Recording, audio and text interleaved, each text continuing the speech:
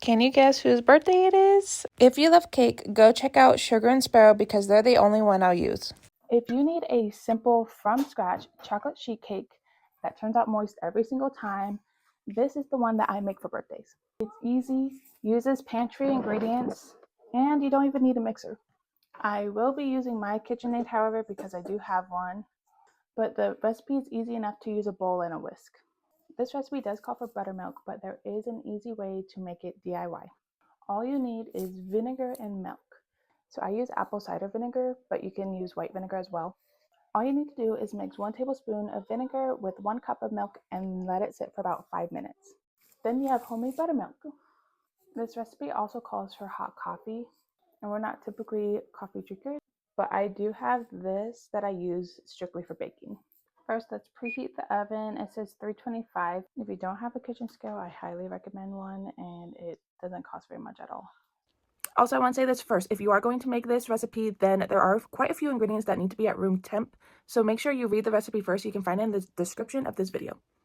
First, we're going to measure out our dry ingredients. So we have flour. This recipe calls for 2 cups or 265 grams. Now we have 1 2/3 cups or 340 grams of sugar, 2/3 cup or 60 grams of cocoa powder, 2 teaspoons of baking soda, 1 teaspoon of baking powder, and salt, 1/2 teaspoon. Now we're going to mix the dry ingredients. Also, if you do want your own KitchenAid but don't want to spend $400 on a brand new one, my mom got this for $100 off of Marketplace. I'm going to change the measurement to milliliters.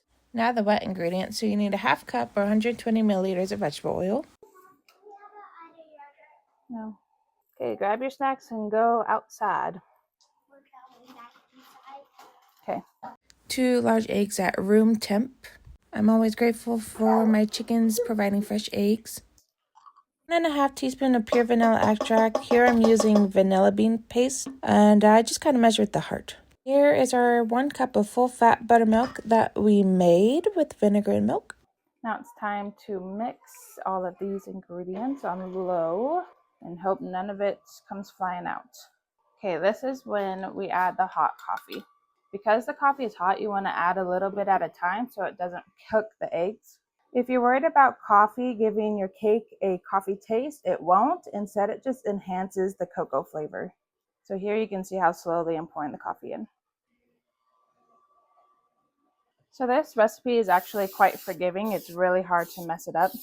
And what I like is it doesn't make a huge mess. Now we're going to put this in the oven for 35 to 40 minutes. And what's nice about this sheet cake is that it feeds around 24 people. Now it's time for us to make the chocolate buttercream. I'm always amazed by the amount of butter that goes into frosting. This butter has little teeth marks taken out of it because I caught my toddler trying to bite through the butter. Time to cream the butter for 4 to 5 minutes. Here you go. Too hot? It's too hot out there, they said, and it's what, 45 degrees? So we're only going to add 1/2 of the powdered sugar and 1/2 of the cocoa powder at once. Otherwise, you'll have it flying everywhere. I am running out. I'm running low. We're going to cover the bowl with a towel so we don't have flying powdered sugar and put it on low. Okay, I just know this is going to fall off when I take the bowl off. Let's not do that.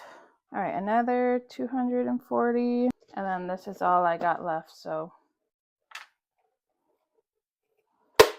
good. I don't have enough.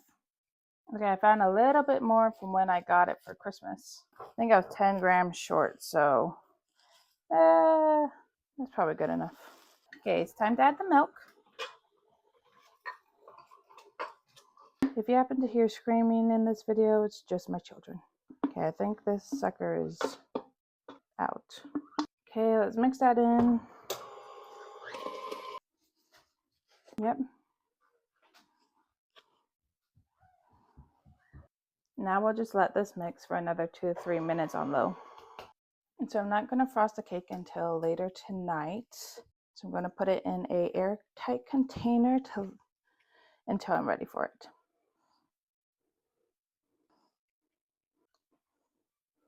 And so while that bakes, I'm going to make a topper for the birthday cake. And I forgot to mention, but this birthday cake is for my mom. We're going to go with this cute bird design, and I think I'll make it about 6 inches wide by almost 2 inches. And this will be the cake topper. So we're going to Cricut the bird topper. We're going to make it double-sided. So we have our first paper in, then it's going to cut it out. Okay, we made this one too big. So I messed up and made it too big. I got to make it a little smaller.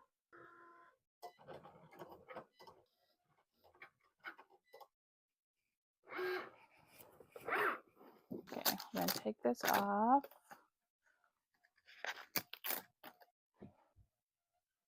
If you don't have a Cricut, my mom used to print stuff on a printer and then just cut out around it, then stick a toothpick on the back. My cake did sink, but I think it's because I used ceramic instead of metal or glass. Okay, here are my finished toppers. I also made a 5 and a 3 because she turned 53. It's been 3 hours since we pulled the cake out, and now I'm going to frost it. Honestly, I wasn't feeling real fancy today, so this is what we're gonna get.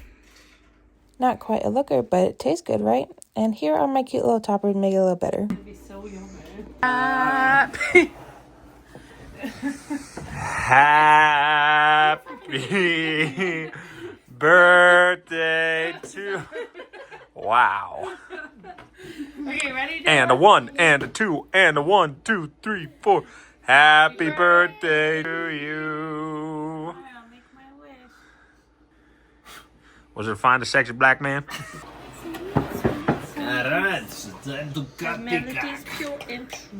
Wow, those pieces are hideous. Take it back. You're beautiful. You take one. Ooh, looks like you'd be perfect cake. Thanks for watching. Comment what cake we should do next.